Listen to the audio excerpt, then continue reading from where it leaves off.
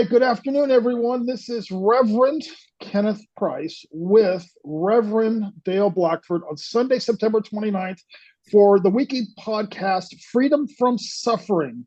Dale and I began this collaboration. I don't know, when did we do it, Dale? Back in May or June or something. And he called me up and he said, I'm ready to start speaking again. And I said, well, you know what? I've been feeling the same thing too. I just got ordained in January, so I want to do something with it. So we went back and forth and we're trying to think up names for a ministry. And I won't mention some of those names because they were way out there. And I said, I know I it was kind of funny. Maybe we can talk about that sometime. So anyway, it just landed two or more r1.com with the number two. It was a perfect fit, which meant green light. We're supposed to do this ministry together. So anyway, Dale's been a unity minister for decades and decades. I am with Living Church Ministries, which is under the umbrella of David Hoffmeister. So I'm heavily weighted on A Course in Miracles, but basically after spending years on the Course in Miracles, we realized that all paths lead to Rome as long as they're not based in fear. Dale's a real complicated guy. I'm really happy that I'm finally able to start getting his lectures on archived on tape. We've got several of them on our website. Look down below in the description line. They're all being archived. And I'm looking, I just enjoy listening to them every Sunday so we can start archiving more. So Dale, what have you got to share for us this Sunday? How you doing? I'm doing all right. Yeah, I'm doing pretty good. I can't complain. Everything seems to be um, in order. That's the neat thing about when you start getting the basics of spiritual practice, which is reality. Everything's pretty simple. It's pretty simple. Like um, when Jesus was around, he was teaching miracles, forgiveness, surrender, miracles, forgiveness, surrender. And The that and title of this Zoom call, Miracles, Forgiveness, and Surrender. Go ahead. I that won't the interrupt universe is you. that the universe is safe. I mean, it's a safe. It's not the thing that doesn't feel safe is how we attach to our sense of self and attach to the avatars we create to live in, and that doesn't feel safe. And of course, it shouldn't feel safe because if we're attached to them, we intuitively know that they're going to end. They're going to die. They're no longer going to fit after a while. And they don't fit at first either. It's like we try to make them fit, but they don't fit. Uh, and that's part of, I guess, why we're here is somehow to go through that and see that together, see that's the reality. Um, it's really interesting though. You know, I take my partner to church on Sundays to a Methodist church, and uh, it's what I would call a liberal Methodist church. It's very active in supporting people of alternative lifestyles, gay and all sexual genders, and it's so they're very progressive that way.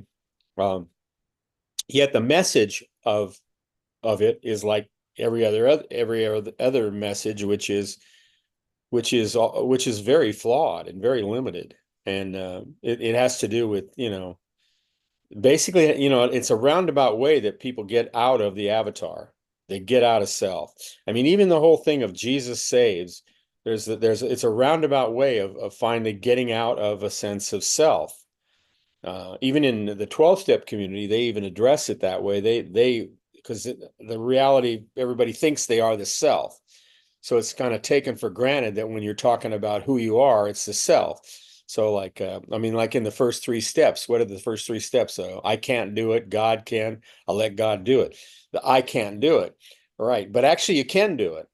You can do it. But the way you can do it is by surrendering to the God that you are.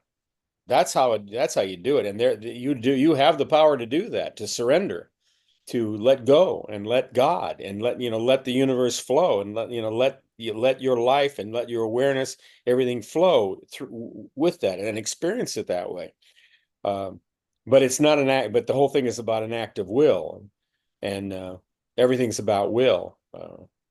I was thinking about because at this Methodist church. It's kind of interesting because every so often they have me speak, which is always interesting because I mean the way where I'm at from speaking, I have to really, surrender myself to whatever's going to happen, which I do anyways when I speak, but it's a different journey because the the mindset there overall is I mean the reality is the same, but the mindset of how people see things is very very very limited. And so I speak in that, and I end up speaking in those terms. But basically, I end up going back to the real basics.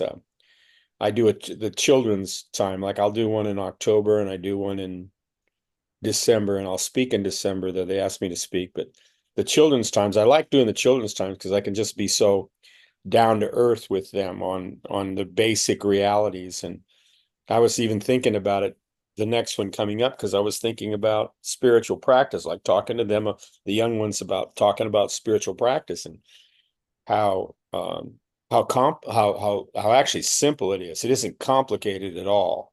It's not complicated at all, but it is very difficult because it has to do with letting go of our attachment to it being complicated, and our sense of distancing ourselves from reality and believing ourselves to be the self that we've created ourselves to be, believing that our life is what it is. I mean, we that doesn't mean your life isn't what it is in the sense of you're living it, but the meaning about it is all askew. The meaning about it is all askew.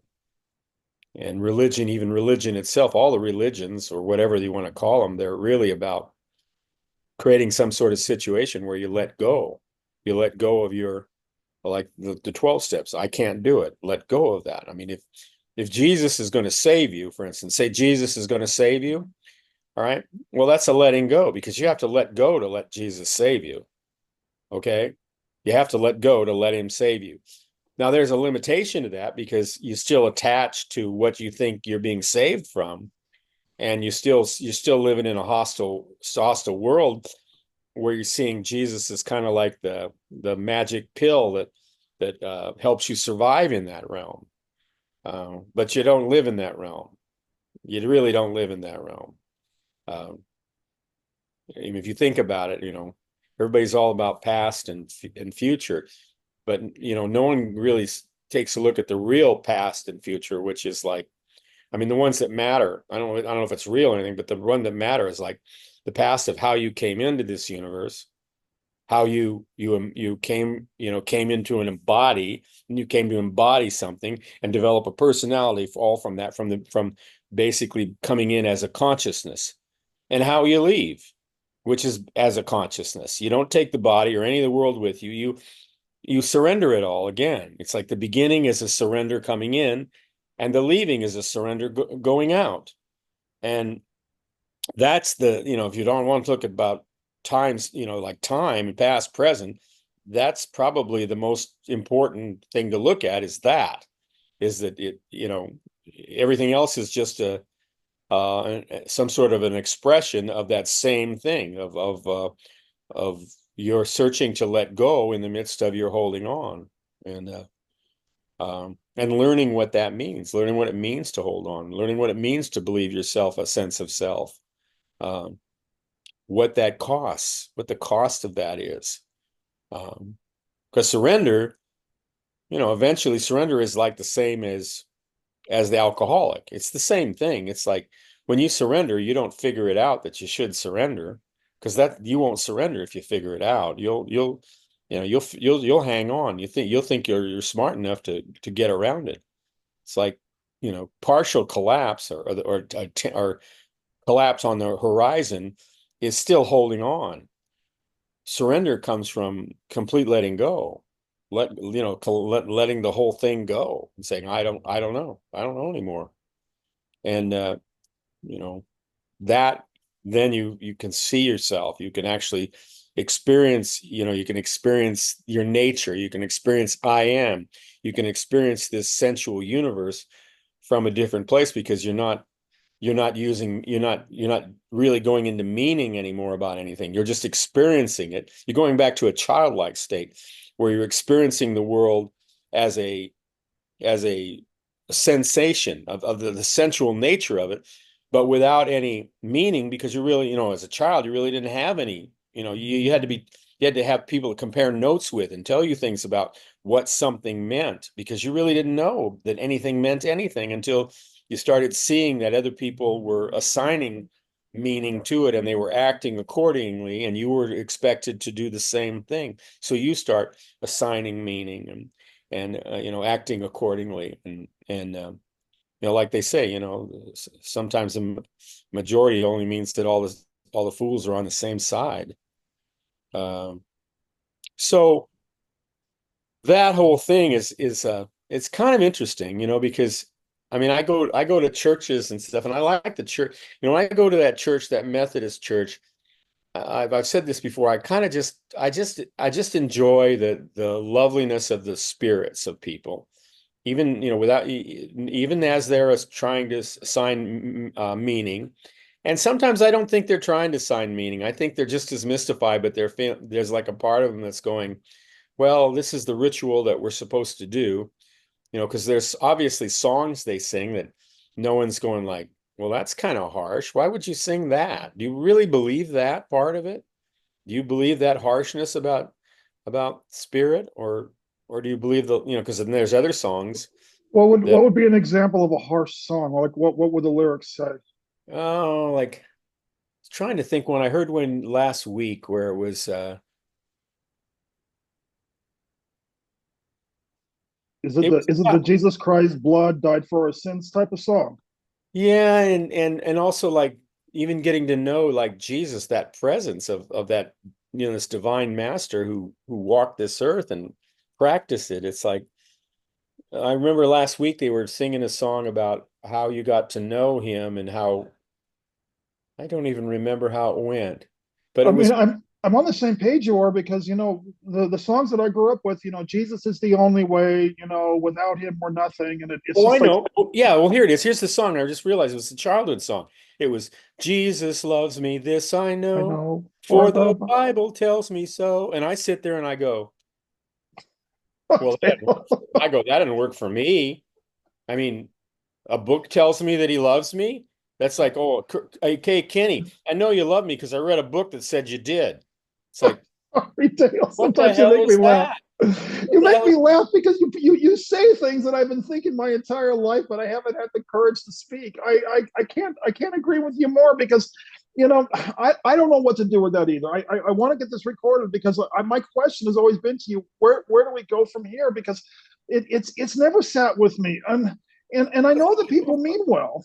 It's all fuzzy and no one thinks it through. So like that, like I remember this was last week when I was hearing that, I'm going, when they're singing that, and I'm going, that's a crazy song. Because I have this love affair with the presence of Jesus.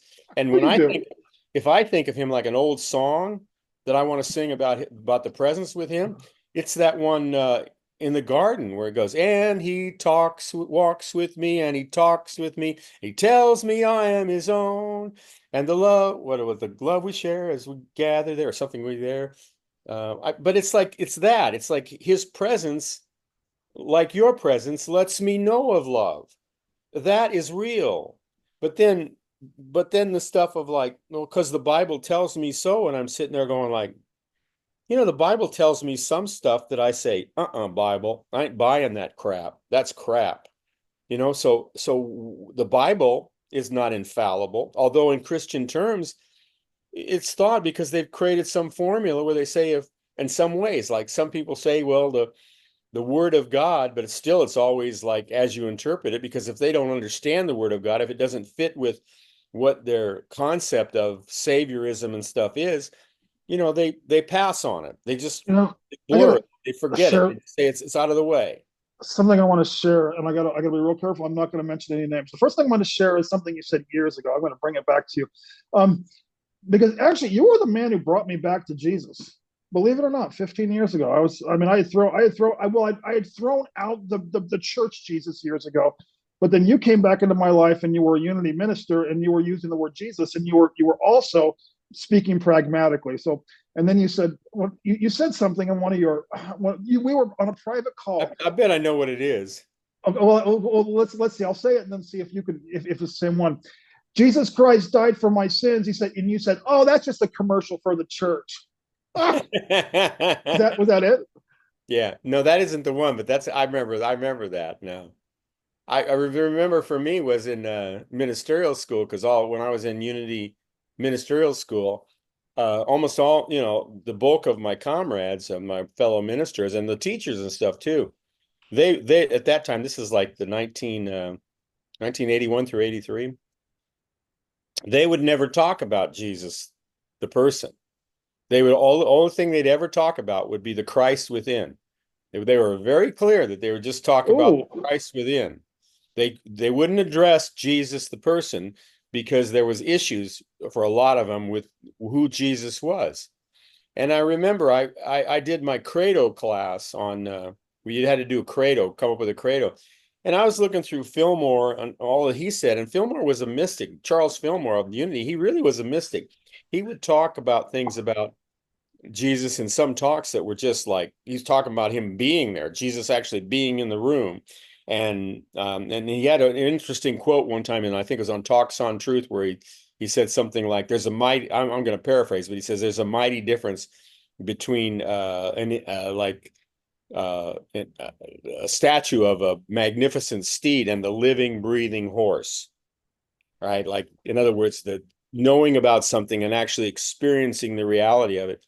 And he was a mystic with Jesus, and I was using his quotes in my credo, and I was kind of like, I kind of had an attitude because I was going like, you guys are all throwing the baby out with the bathwater. I was never a fundamental Jesus Christ guy. I was in that whole that aware, that thing with Jesus always came to me out of a sense of a friend that I had no pressure on me to adapt in any way other than to accept him as a friend, and that his consciousness somehow mystically, I couldn't even say as a person, mystically connected with me and lifted me in ways. And so I had that sense of him. And here I'm doing this credo class, and I'm kind of like, I'm taking an attitude. I'm like, you guys, you throw out the baby with the bathwater, and you're afraid to talk about Jesus because your issues about the Jesus that you think you know. And I was going this way, and I had a mystical moment, and it was like kind of like Jesus talking to me. It wasn't he was talking to me, but it was kind of like he was talking to me. And in the midst of it, he said, it's like his essence said, "Dale," and I said, "What?" And it says like, "I'm perfectly capable of making my own friends." And I went, "Oh, yeah, I bet you are." So that ended my in any way trying to push or show my relationship with Jesus, other than if people ask me about it, um, I would sometimes talk about it if they really sincerely asked and wanted to know what that was. I'd talk about the mystical parts of it, because I mean, again, I don't. I is mean, it I is it can't that's put it in the way of a person. I can't do it. is it that some people just can't go there? And here's the reason I asked the question. I can't mention any names, and I got to use anonymity. But I sat down with a Pentecostal pastor once. Um, don't ask me how it was all divinely orchestrated. And finally, I mean, he was just going around and around and around. And I said, "Stop." I said, "Stop, stop, stop." I said, just let's cut to the chase. I'm a homosexual. Am I going to heaven or hell? And I said, you only have two choices in this conversation.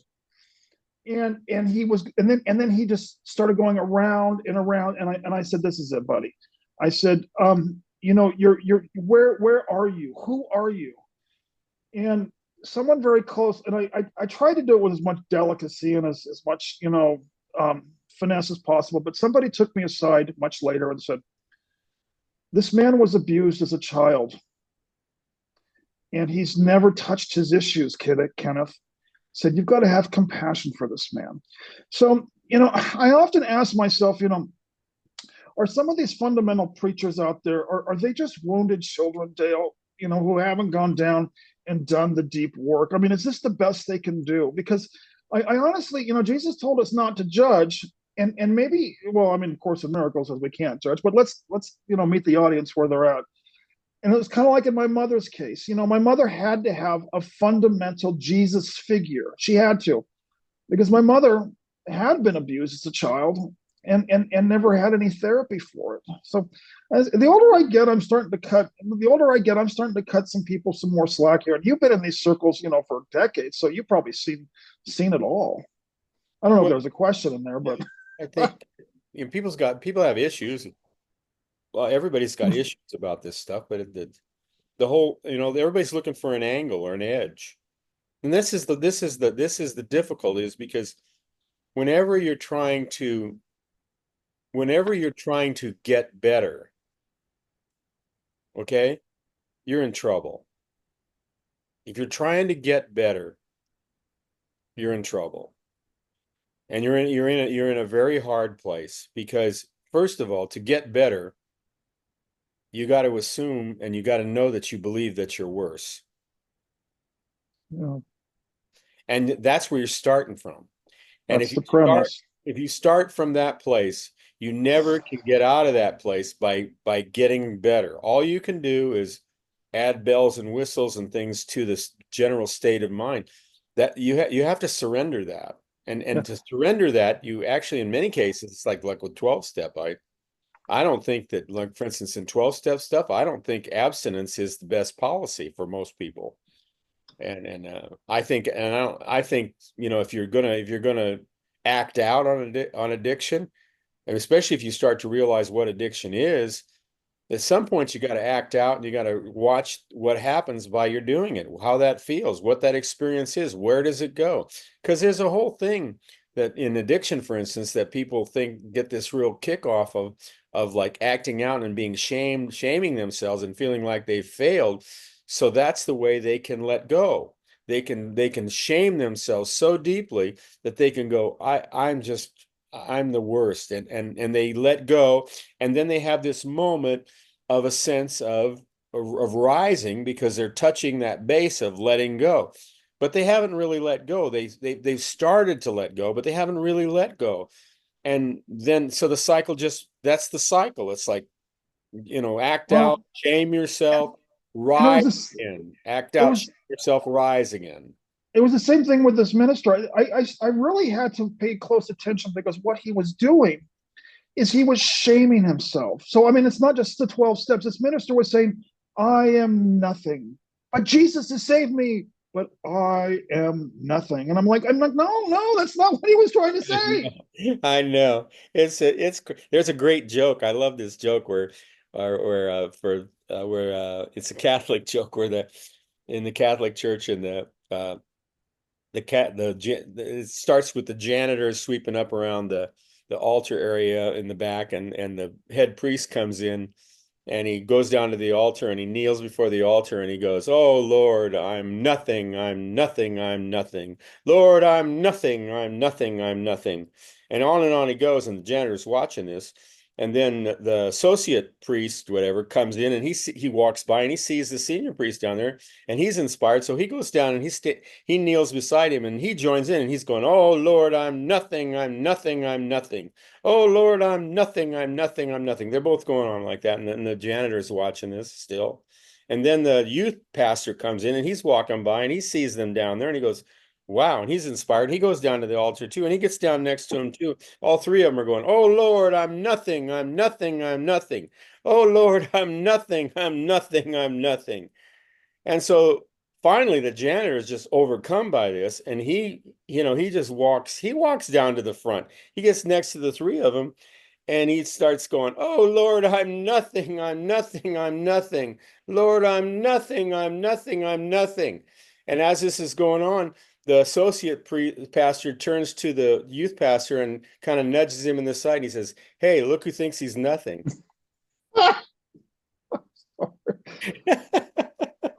This kind of stands to what I mean, it's no accident. I met you 15 years ago, and 15 years later, I mean, it took me all this time, as if time is even real to begin with, but it really has to be a moment of grace, doesn't it?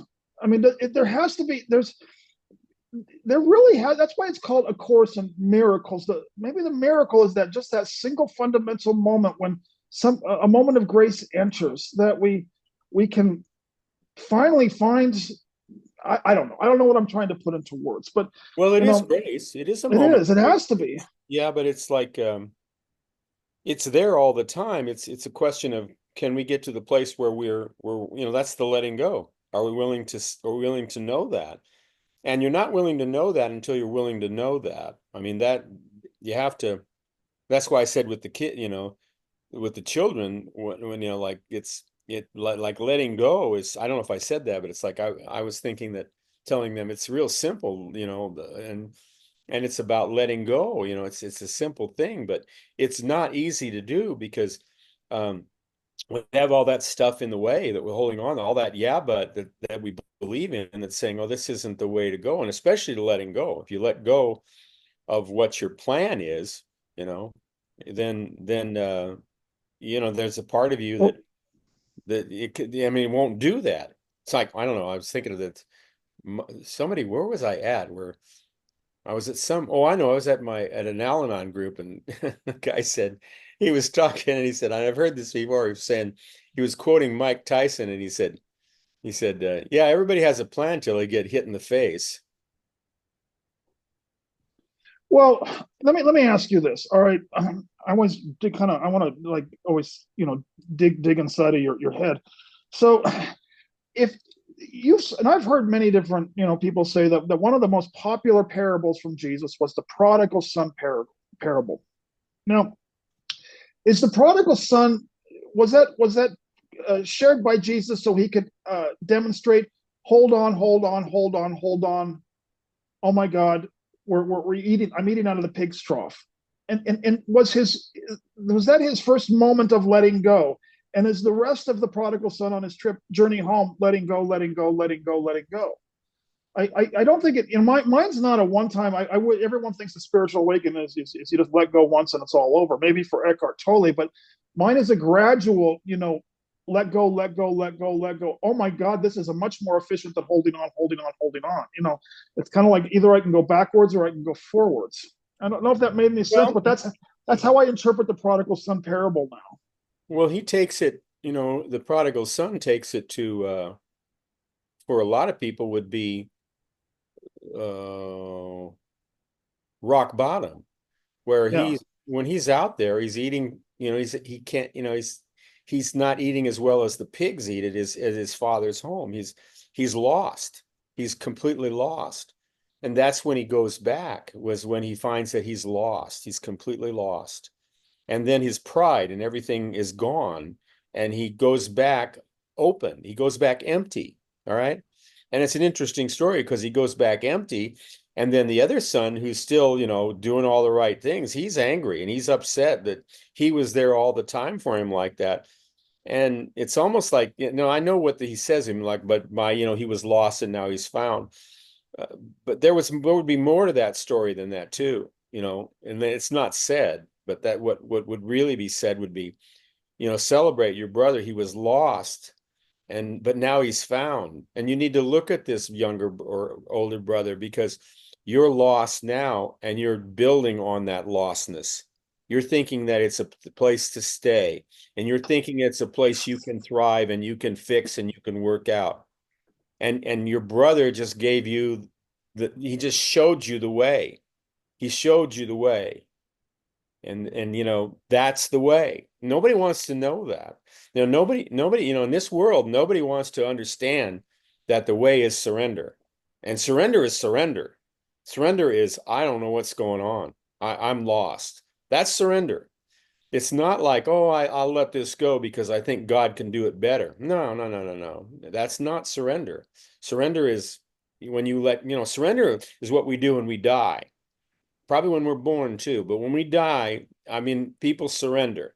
They eventually have to give everything up, their sense of even their control of their life. They have to give it all up. And then that's how they move out of this realm. And then, that's a freedom. That's an incredible freedom to do that. But they don't have that, that's the steps of death and dying, which, before the final step of acceptance, which is freedom, is depression. That's the step before it. that you don't even get the working steps where you can kind of like build your ego. Like you can build your ego in anger, you can build your ego in denial, you can build your ego in bargaining. You can do all that. But when you get into depression, there's no ego building. It's a decay. It seems like a decay of the ego. And in a way, it is a decay. It's a decay of the meaning of the ego. It's not the decay of the ego. It's the decay of the meaning of it. And uh, and then out of that depression, then comes acceptance. That's where the freedom comes. But nobody wants to go to that place. They want to hang around those other three. They want to hang around anger, denial, bargaining, and all the workshops that can be created to help you work on that. And it was about 2 months later that I was blocked. The friend, the friendship, was going in a different direction, and I was blocked on Facebook. Now it's bothered me tremendously for months and months. I questioned myself. What did I do wrong? So something I did, because as a Course in Miracles student, I have to bring the darkness to the light and look at it honestly and feel the feelings. It's been very painful. But I was sitting with I'm staying here with a friend in Mexico temporarily, and he also went to seminary, and he just looked at me and he said, you're a threat. Because right now I'm basically just like you described, the prodigal son. I'm empty right now. And my friend at dinner said, Kenneth, you have nothing to lose. And that frightens people because you can't be predicted. But I strongly feel that's what Jesus wanted from us. He wanted us to be. Jesus was a wild card. He was a dangerous man. He couldn't be predicted. And the religions of the time saw him as a threat. So when I heard that from my friend, my roommate at the dinner table last night, I got a perceptual shift. And instead of being sad and hurt, I'm still sad and hurt, but I started to feel some more peace with it, and more understanding, and even begin to go into some compassion. If it's a big what do I say? And this is why the fact this is why I've wanted you, Dale, to be on recording for because you have the deepest teachings of Jesus, and I'm surprised that you're not a threat to most churches. As a matter of fact, you already told me in the last Zoom call. You said you are a threat to most religions. You said in the last Zoom call that you went into a church once, and you brought up the membership up and up and up, and then you said subsequently they tried to ride you out of the town on the rails. But isn't that what happened to Jesus? Prophet's not welcome in his own town.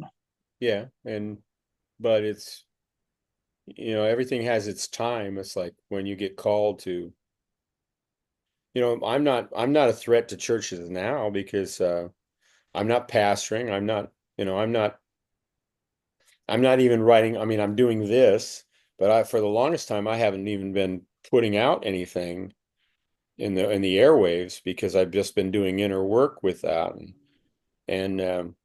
But yeah, that can feel like a threat to people because the problem with it is that everyone knows that this it looks like you're unraveling, and you are unraveling. When you're letting go, you're unraveling. You're like you're in super drive with that. It's like everything's just it's just like if you ever cut into old golf balls with all the rubber bands and you start cutting on them and they start snapping, and then after a while you just start going, the whole thing starts unraveling.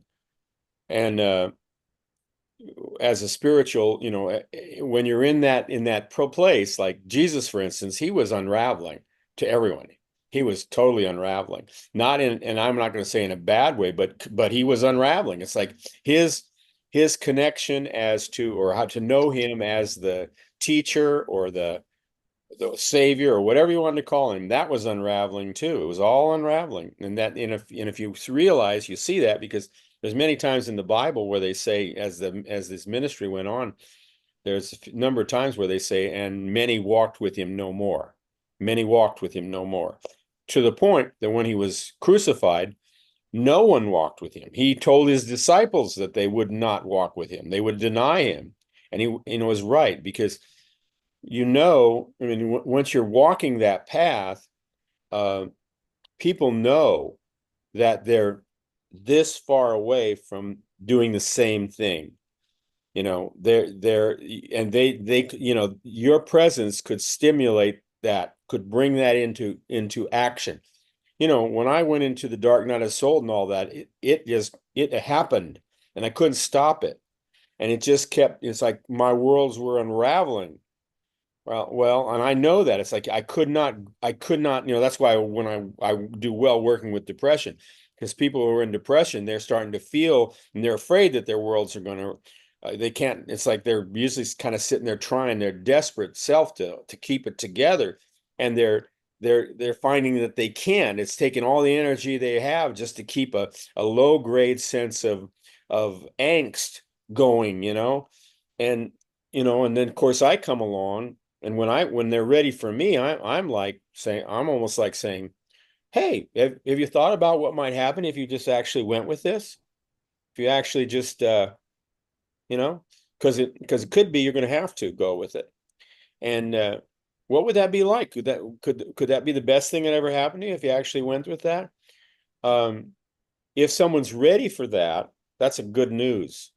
But for most people, they're not ready for that because they're still really struggling hard to keep it together. And it's also probably why I'm not pastoring or anything like that, because for the most part, um, I minister right now to people who are not keeping it together and who are learning about how to my life right now, some of the surface things of it, I could say it looks the worst that it's ever been in my life, relationship wise and things like that. Very, very difficult. But that's interesting too, because at the same time, I'm looking at how I'm able to see it and how I'm able to question and ask myself, what are my expectations about that make me think that it's that it that bring pain up, or that bring frustration up, or that bring all that stuff that comes up, and it doesn't stay long because I have no faith in it, but it's there. It's like I'm exploring that part of humanity. um, I'm exploring more of the parts of humanity that are kept hidden inside. I'm exploring those. I'm bringing light to those, you know, because that's the only thing I can do right now, is bring light to when the darkness shows up. And then my ego's helping me. My ego's helping me to, bring up pieces of bits of darkness and meaning that say, well, this life shouldn't be like this. And I'm going, really? Do I know that's true? I And finally read Job, and I look, Job's great. I love reading Job. I hadn't really read much of it, but I read it now and I go, this guy is great, because he's sitting there trying to rationalize everything. Like, why are you doing this to me, God? Why?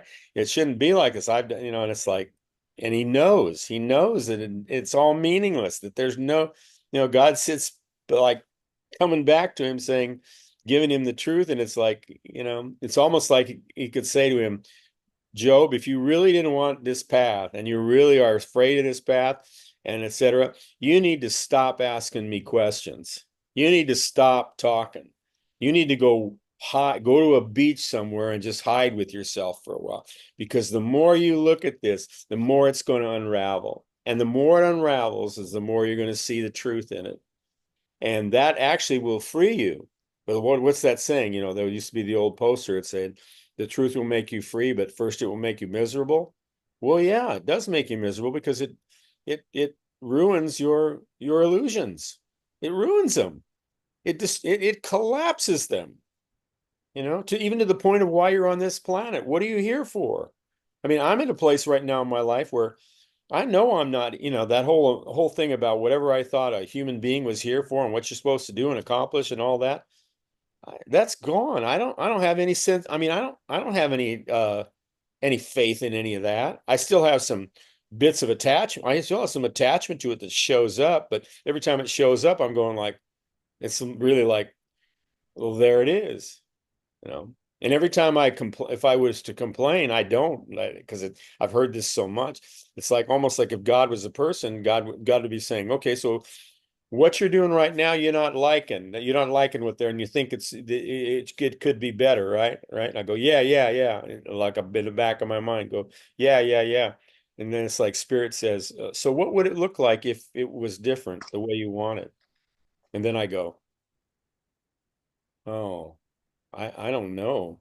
I'll never know. I mean, I've done all that other stuff, and I know where it goes, and it's hollow. It doesn't lead me to anything.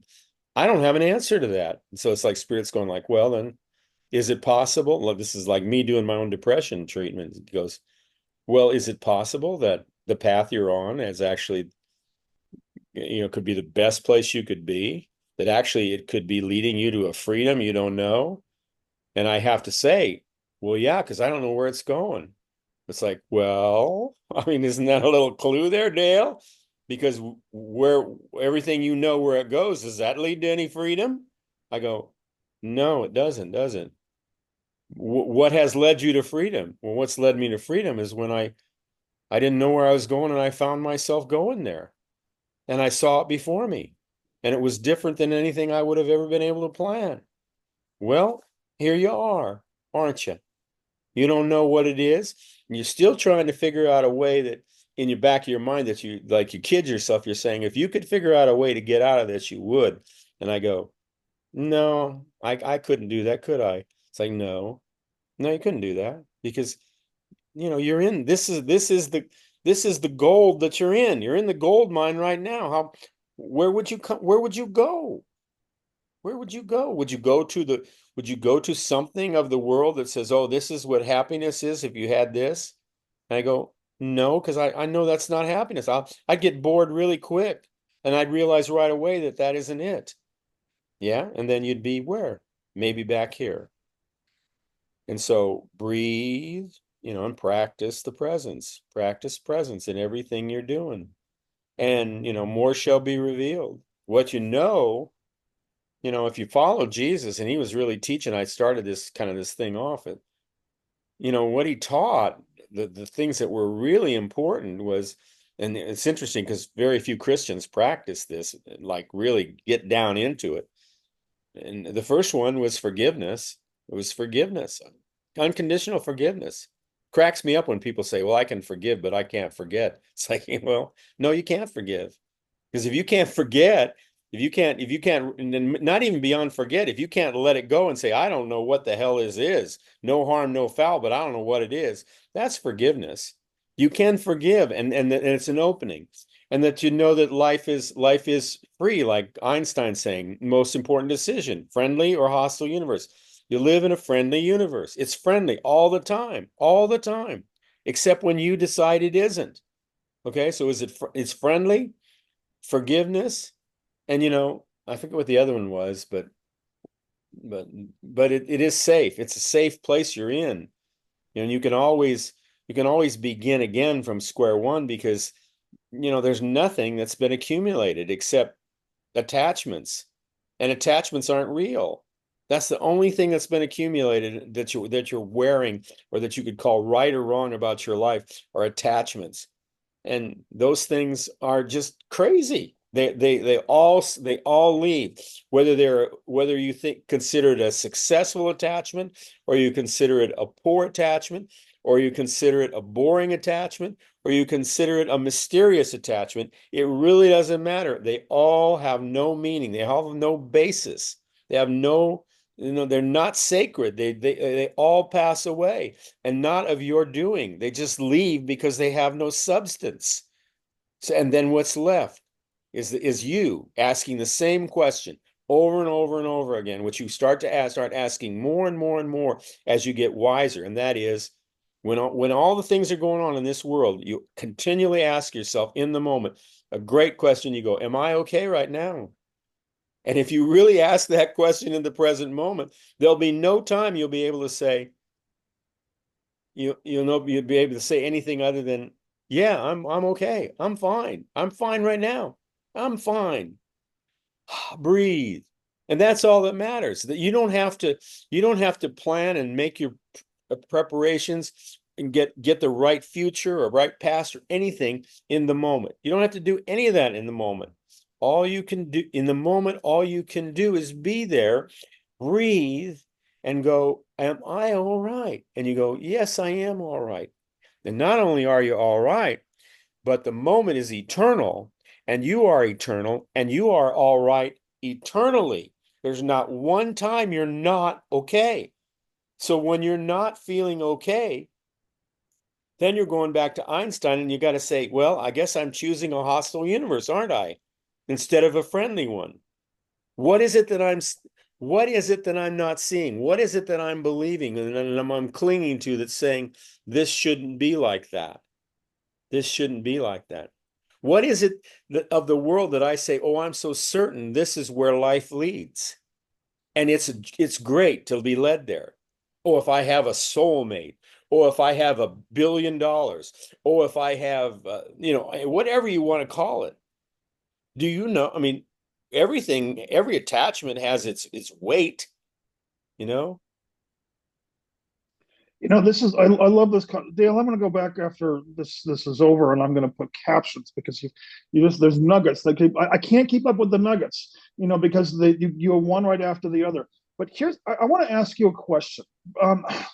So was it lilies of the field where Jesus said birds of the air, uh, flowers, but the Son of Man has no place to rest his head? Did I get that right? Or Sermon on the Mount or something like that?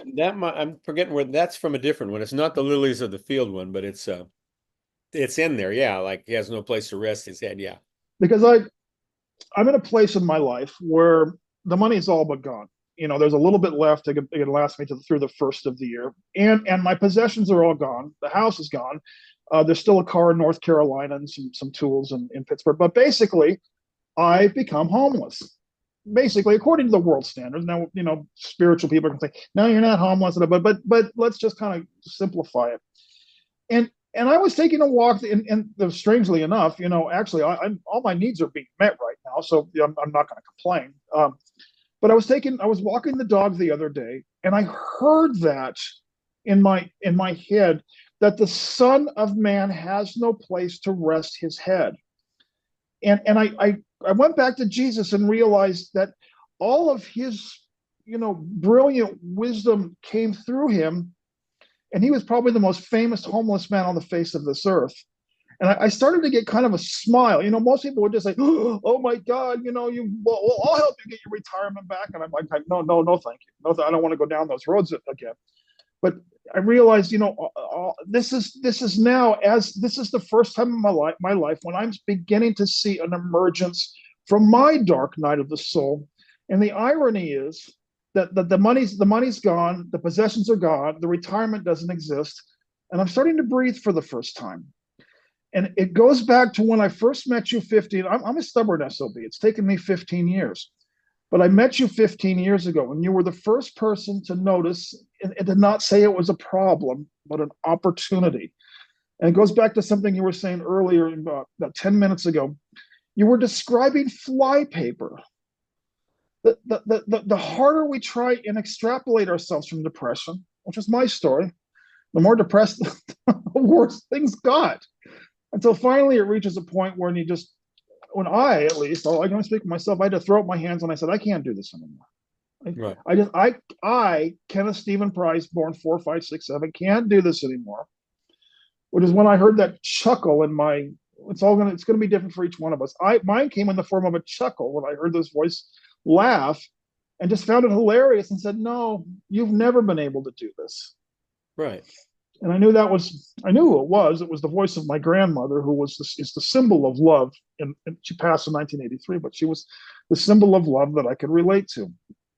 So I just had to add that. I want because you always have something to speak on, when I throw that out. But it's literally everything that you've shared. If I still had a retirement, Dale, I think I would still be depressed.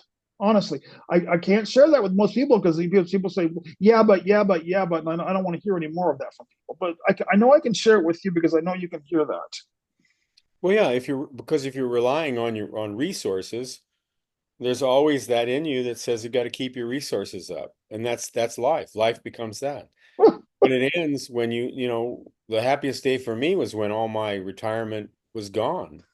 I didn't realize it, but it was. When it was finally all gone, then I went, well, shit, it's gone. There's nothing left, is there? Then I was like, I remember turning and going like, if God was a person, I remember sitting there going like, well, I guess we'll find out how this stuff works now because I don't know how to do it. And the idea of like I'd go to work or get a job like a Walmart or something like that. I went, that ain't happening. I mean, that doesn't mean I wouldn't work, but I knew I wasn't going to be going to try and fill that need anymore. It was like that, those resources that I had were gone. And that was great, incredible freedom. Because when you don't have any resources, then you don't have any more mental energy left on how to preserve them and how to get them, how to save them, how to do. There's nothing there when you don't have any. It's gone.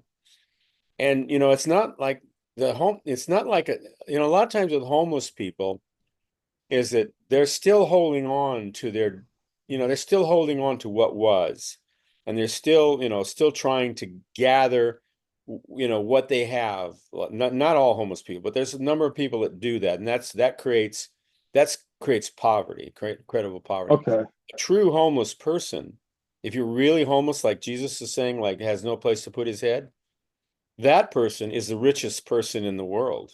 There you Because go. that person has the moment where everything and anything can happen to fulfill your purpose now. It isn't like it's might happen. It's happening now. Now, now, now, now, now.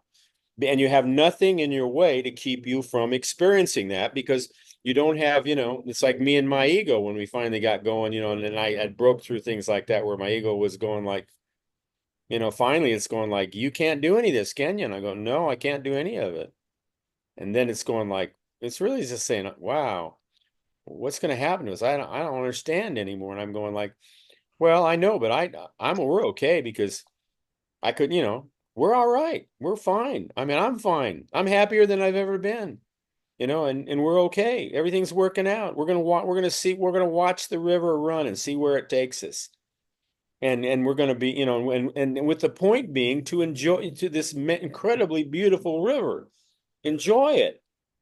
That can't happen when you're holding on, when you've built yourself a little place off the side in a pond next to it. That can't happen that way because all your attention and all your attitude is focused on that, preserving that pond. And you have no freedom. All you have is the maintenance of the pond. Now everybody's doing that. They're maintaining their piece of the rock, whatever they think that is, because they're supposed to do that. And they're afraid that if they don't have that, how will they survive? And that's the fear. Well, when you finally meet that fear, that's the rock bottom. When you finally meet that, everything opens up. Everything opens up. I mean, I've said this before, um, right now I have, I don't have I mean, I have a job now technically, but it isn't like I started taking care of my partner because when she lost her leg and she was in dialysis too, and I started taking care of her because when she finally they removed her leg in the it was at a care hospital, nursing recovery place. I forget what they call it, where they help her recover. And they were like 20, they were like, I don't know, probably about 12 doctors in that room, and they were going to discharge her because they were having a hard time because they didn't have any more insurance money. They could only keep her there like 3, 4, I forget how many weeks. And so they're telling us this in a couched way. They're trying to say to us basically, like they're all holding their breath. They're kind of going like, we can't just give up, but we don't are out of options. We don't know what to do with you because we don't have any money to be paid. We have to have insurance and we can't turn. And they're like holding their breath. And finally, I looked at them and I figured it out and I went, this is no problem because I'm going to take care of her. And that room heaved a collective sigh at that moment when I said that. It was like, really? Oh, thank God. We can let go of her then, can't we? And I go, yeah, you can let go of her because I'm doing this. All right. And then when I started doing that, gradually, at some point, I don't even know what it was. Marina said, you should take these classes because and I don't even remember about it other than she said something like they can pay you to take care of me. And I went, and even at that point, I remember when it was happening, I didn't do it for the longest time because I went, this is crap. I don't want to do that. And then at some point I went, okay, I'll go do it. And I took this class, which was like a 3 hour class. And the next thing you know, in that class, I find out that they're going to pay me a certain amount of money, which was nice to keep doing what I was always doing. So I'm getting money. So it isn't like I got a job. It's like I'm getting paid for doing something that I agree that I'm willing to do. So that can happen. It can come and go. And it's gotten, it's always been there. It's gotten more and more as time goes by, but it could leave. I don't know. I have no idea. But all the things that are there, it's like everything starts to flow then. It's like opportunities and things like that start opening up. And it's learning how you can stand on that too. Like you can walk on that because you can walk on that. You don't have to wait for something to happen for you to be able to take the trip. You can take the trip and then see how that all comes together. Um, and not to prove it, but just because maybe taking the trip is something that, your spirit and your heart's desire is saying, yeah, do it, do it. You go, okay, I'll do it. I'll do it. You Uh, know, David Hoffmeister years ago brought to me a concept. It's called a contrast. People, want to say use a lot of words that just never jive with me, like sin and mistake. But David came up with a new word. He called it a contrast experience. Now, I grew up, and I've shared this with you many times. I grew up with a lot of wealth.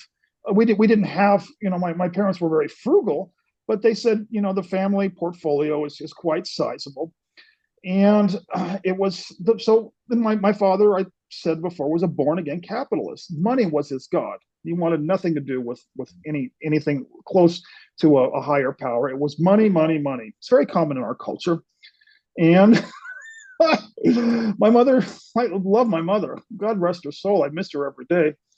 She descended into alcoholism. I descended into, acting out. My brother, basically what I'm describing to you is the American way dysfunction, because my father said the money will save us. The money will save us. Actually, the money was killing us. Now, so here I am. How many 40 years later, and the money's gone, and I'm just like you said, I'm listening very carefully to to your words and every single one of these podcasts, because I'm like that bird right there. That's Kenneth now, and those chains down where the chains right there, it's backwards. Those chains, when the portfolio was substantial. Talk about a contrast experience. yeah, yeah, yeah. And it's again, I don't share it with other people because other people, no, you can compromise. And I said, well, maybe you can compromise. But here is my discovery: chains on one side, freedom on the other. That's why it's called freedom from suffering. Yeah. And you end up, nobody talks about what it's like as you start to die and you realize, Peggy Lee was an old singer and she used to sing that song, Is That All There Is? You remember that song? Is that all there is, my friend?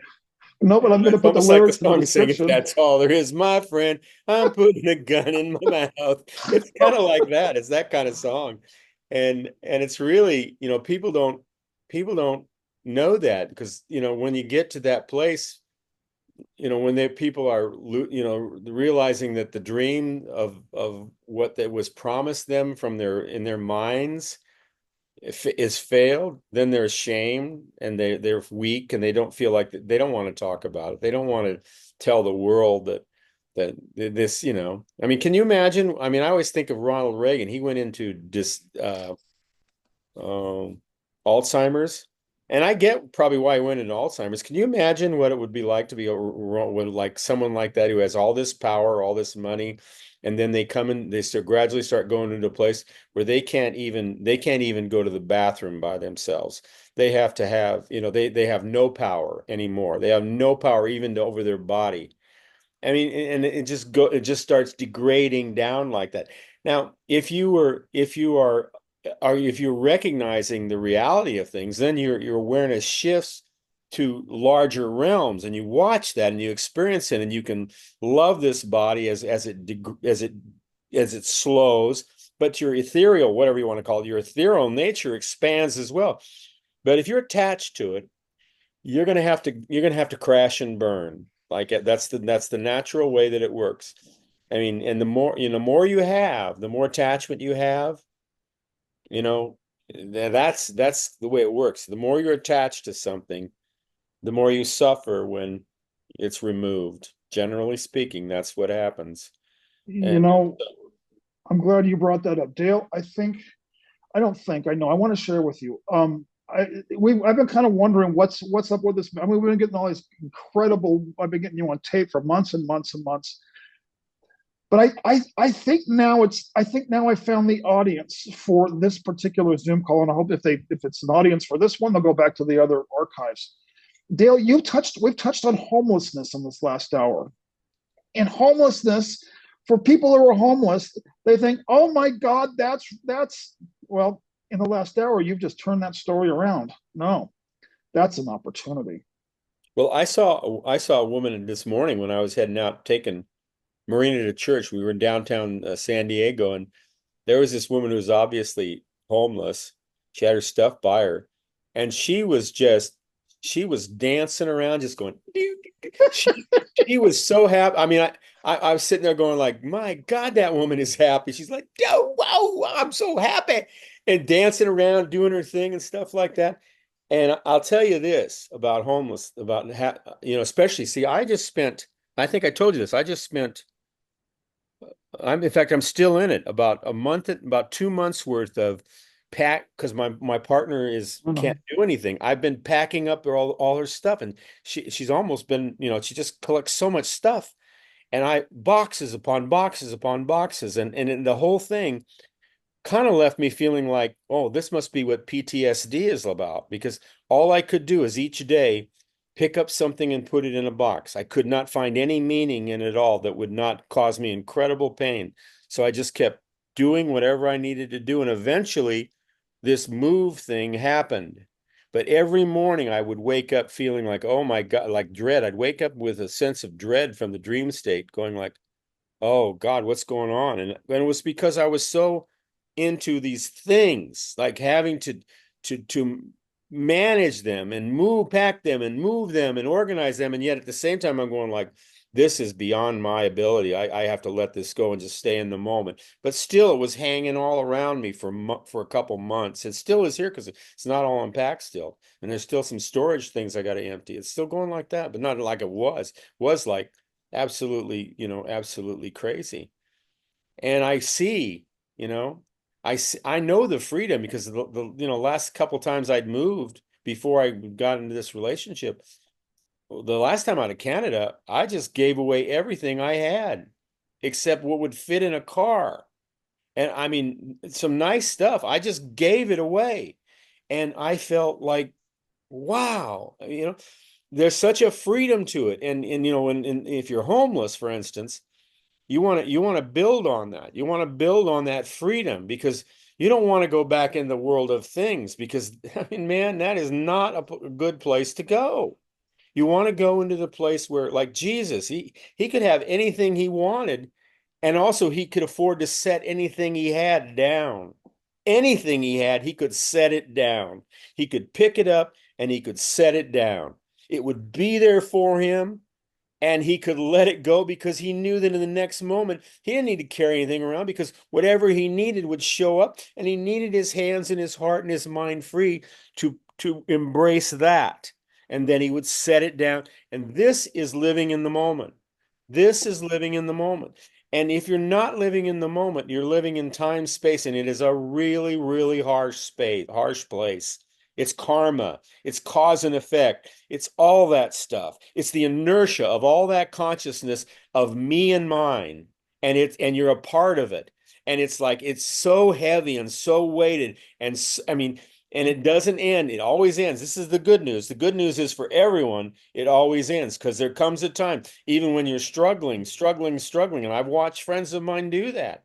And then my good friend in Canada last time, he struggled. He would talk to me every other day saying, how, like, when's it going to end? He had cancer, riddled his body. How could he let it go? And he was doing stuff, managing his pills, managing his estate, everything while he was doing it.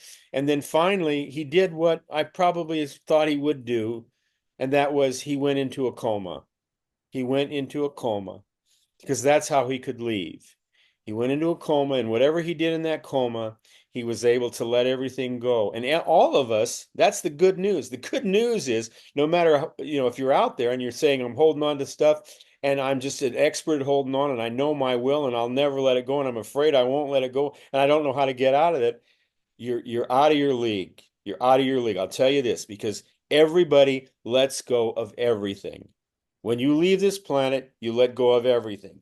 The question is, can you let go of it while you're still enjoy the journey?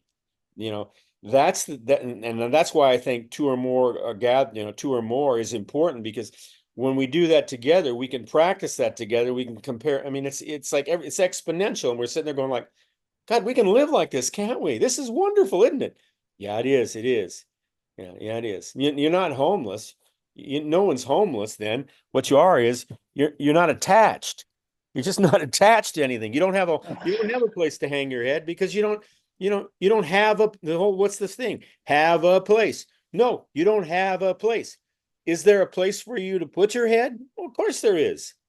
But you don't have a place to put your head, because you don't have to maintain that place and make sure it's there. When I was kind of doing my own kind of version of homelessness when I left, and I still had money, and it was crazy, but I was living and I didn't know where I was going to sleep. That was the hardest thing about every night, was figuring in my mind where I was going to go to sleep. And I realized that about homeless people. It's like, unless you, what do? You build your little you build your little tent on the side of the road. God, I would rather, no.